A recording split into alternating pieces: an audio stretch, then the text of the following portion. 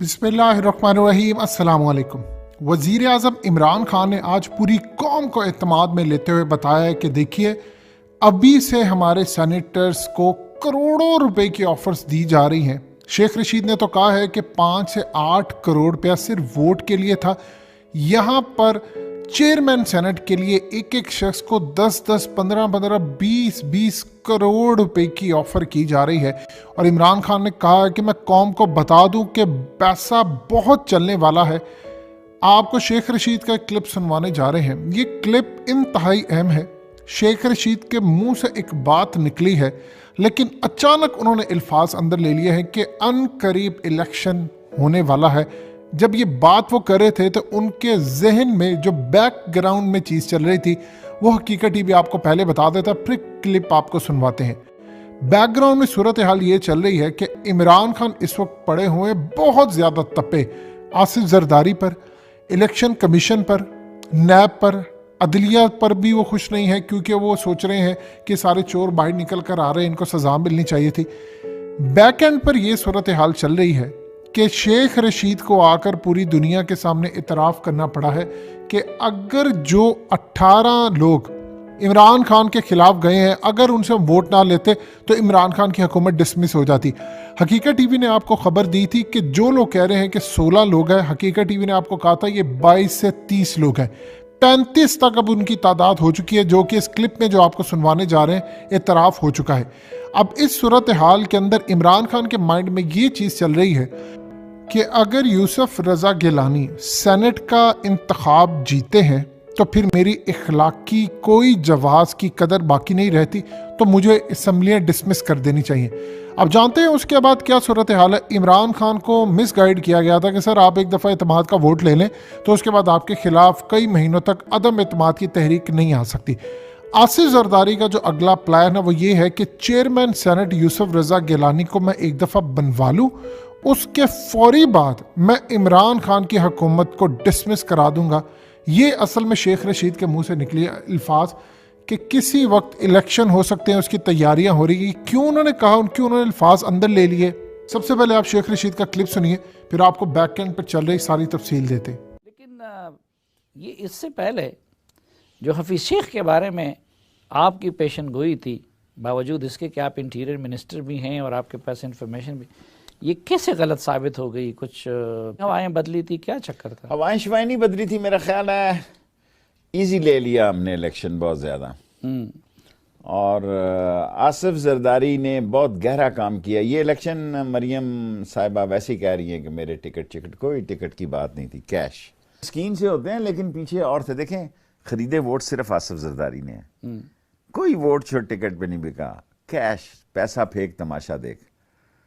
और जितने इन्वेस्टर हैं आसिफ जरदारी के वो मैदान में थे। अच्छा, असल पता तो उधर चलेगा ना कि संजरानी साहब खान साहब के कैंडिडेट हैं या कि आपके हलके के? दोनों एक ही बातें हैं। और इससे ज़्यादा लोगों को उसने पैसे दिए। ये 10-12 की बात आ रही है, 18-19 लोगों को, 20 लोगों को उसने पेमेंटें की।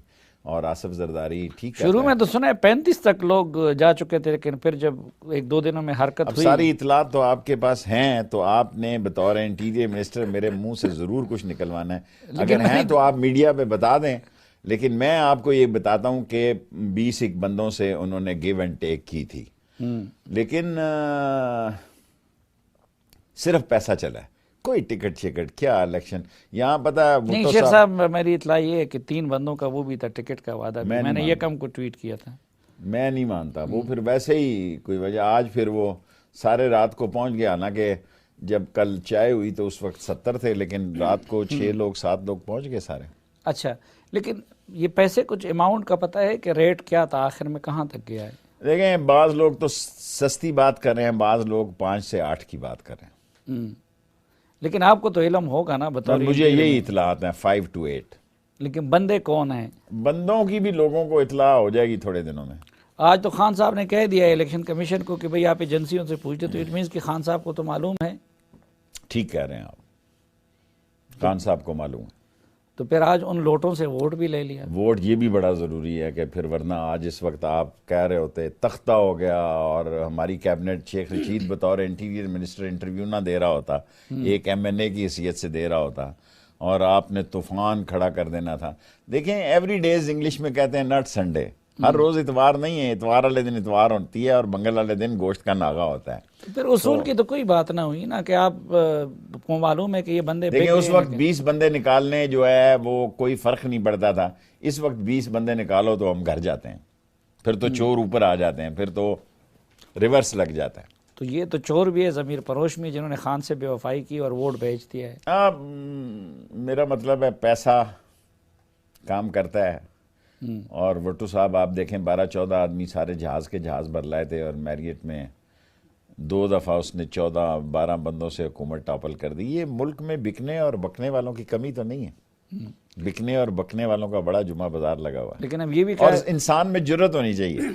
मैं ये नहीं कहता पिंडी की वजह से कह रहा हूँ कि जब सबको मरी जा रहे थे, हम पिंडी के जो मेंबर थे, हमने कहा जी हमने नहीं जाना, हमारे साथ मरी है, जाएंगे रात को फिर वापस आ जाएंगे, इससे बेहतर है हम यहीं से वोट डालने आए। लेकिन खान साहब तो कहते कि मुझे कोई परवाह नहीं है, लेकिन अब तो ये भी हो गया कि उनकी हुकूमत भी बिकने और बकने वालों के सहारे कायम है। सारे तो नहीं कह सकते, लेकिन शेख हफीज़ को उन लोगों ने वोट नहीं दिए। ये बहुत सख्त जुमला आप बोल गए हैं सलीम साफ़ी साहब। देखें थोड़ा इसको पार्लिमानी इसको ज़रा रेगमाल लगाएं, पाश करें, बड़ा सख्त जुमला है। पख्तूनख्वा में 5 करोड़पतियों को और 1 सिगरेट इंडस्ट्री से वाबस्ता लोगों को, इसी तरह सिंध में, बलूचिस्तान में, आप शायद मुस्तकबिल करीब में इलेक्शन जो लोगों की मेहरबानी है हमें वोट दे देते हैं, वरना कई लोगों की मजबूरियां भी हैं। उनको पता है कि भाई ये वक्त आ गया है कि वसूली कर लो, बाद में हमें भी खर्च करना पड़ेगा। इलेक्शन लड़ना कोई आसान काम तो नहीं है, इलेक्शन लड़ना बहुत मुश्किल काम है। राय आमा से इलेक्शन नहीं बढ़ना, लगाने से भी मिलता है। आपने सुना क्लिप शेख रशीद का? शेख रशीद ने क्लियरली बता दिया है कि हम सिर्फ इन्हीं लोग जो बिके हुए हैं उनकी वजह से हुकूमत पर बैठे हैं और बड़ी मुश्किल से हुकूमत बचा कर बैठे। देखिए इस वक्त इमरान खान ने तो कौम को आकर एतमाद में ले लिया है। वो क्यों उन्होंने कौम को एतमाद में लिया है? उन्होंने असल में अगला अपना प्लान चलना है कि अगर सूरत हाल ख़राब होती है मैं असम्बलियाँ तोड़ूँ, क्योंकि अगर अदम एतमाद की तहरीक प्रेजेंट कर दी गई तो फिर इमरान खान का बचना बहुत बहुत बहुत मुश्किल हो जाएगा।